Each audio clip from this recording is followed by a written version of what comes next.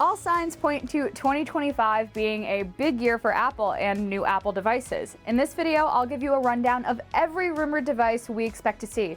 And I'll just tell you, there are some pretty exciting gadgets that seem to be on the way. Kicking things off, if there's one Apple product we know is coming in 2025, it's the iPhone 17. Some initial rumors about the upcoming phone have already emerged. Granted, we don't have anywhere close to a clear picture of what Apple's planning, but the details we have seen raise some interesting questions about how significant the next iPhone update will be. There's talk of an iPhone 17 Slim replacing the Plus mode. As the name suggests, it will be, well, really thin, probably some trade-offs as a result, but we'll see.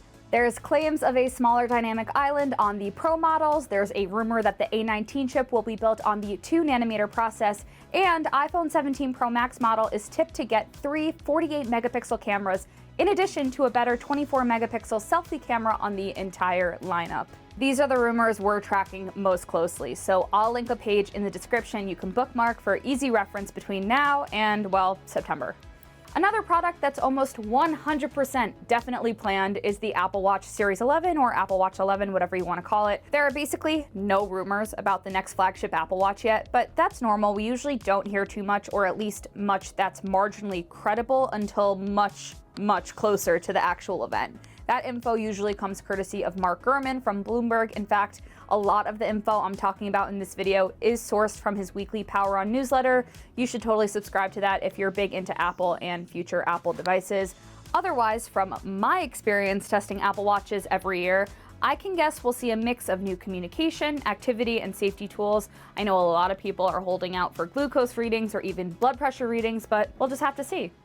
In addition to the flagships, 2025 is, based on precedent, Apple's year for SE versions of both the iPhone and Apple Watch. For those keeping count, it's iPhone SE 4 and Apple Watch SE 3, although Apple usually denotes them by the year of release. We haven't heard too much about the Watch SE, but we have had some big iPhone SE leaks surface. According to a reliable tipster, the iPhone SE 4 design will take the shape of the iPhone 12 with the notched 6.06-inch screen, Face ID on board, and the A18 chip that was in the iPhone 16. We're assuming it's going to be a March release, again just based on precedent, with a starting price of either $500 or $550. Another device we could see this year is the AirTags 2. Gurman reports that the Apple AirTag 2 is coming as early as mid-2025. It could be around WWDC or even tacked onto the iPhone SE announcement. Apple first released the AirTag in April of 2021, making the AirTag nearly 4 years old. It's one of Apple's longest running products without a refresh.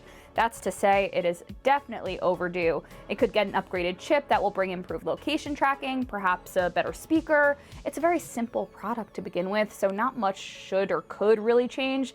And as long as the original AirTag doesn't become obsolete as a result, I think this refresh will be a good thing. 2025 should also be the year for new MacBook Air models. Ever since Apple moved to its own silicon, it has this formula of releasing the new chips with the MacBook Pro, the more performance-driven laptop, before then trickling down the chipset to the more affordable and extremely popular MacBook Air. We'll either get the MacBook Air 13 and then the 15 later, or maybe both together, who knows. Either way, they could offer the nano texture display option at a premium, since the reception was so great on the new MacBook Pro, which you should go check out our review video for that if you haven't already. Back to MacBook Air. Look, Apple doesn't need to reinvent the wheel with this laptop, but a performance boost complete with an optimized Apple Intelligence experience will just make one of the best laptops even better. Apple may have recently released the excellent iPad Mini 7, but if you're just not interested in the smaller form and you also don't want to shell out the big bucks for the powerful M4 iPad Pro, you're probably wondering when the new entry-level iPad is coming. The 10th gen iPad came out in 2022. Apple tends to like a 3-year cycle, and while it probably won't be a major upgrade, it should get the A18 processor and hopefully Apple Intelligence features. I'm guessing a lot of people are waiting on this one. When we do get closer to launch or hear more rumors, let me know if you'd want to see an updated video specifically on iPad 11. I know I'm excited for it. Finally, and what's probably the most interesting rumor-wise, what can I say? I saved the best for last, is the talks about an Apple smart home display or smart home hub that would look to really elevate the HomePod and HomeKit experience. Users can currently grab their iPad or iPhone to control HomeKit devices, but the idea here is that this Home Hub would be dedicated as a wall-mounted command center. Apple may announce this controller as soon as March, complete with a custom version of Apple Intelligence described as a blend of watchOS and iOS standby mode.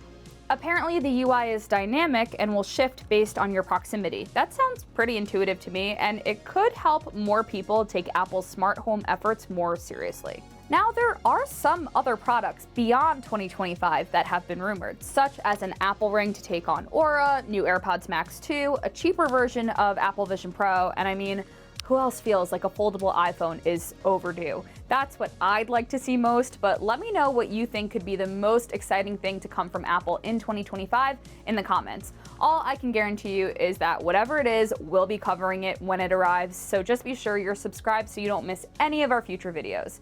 Thanks for watching. I'll catch you next time.